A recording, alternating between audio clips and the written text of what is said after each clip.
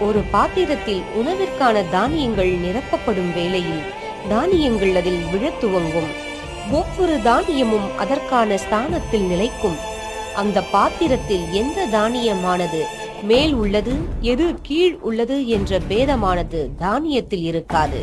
ஏனெனில் பாத்திரத்தில் உள்ள தானியம் அனைத்தும் இறுதியில் உணவாக வேண்டியதே.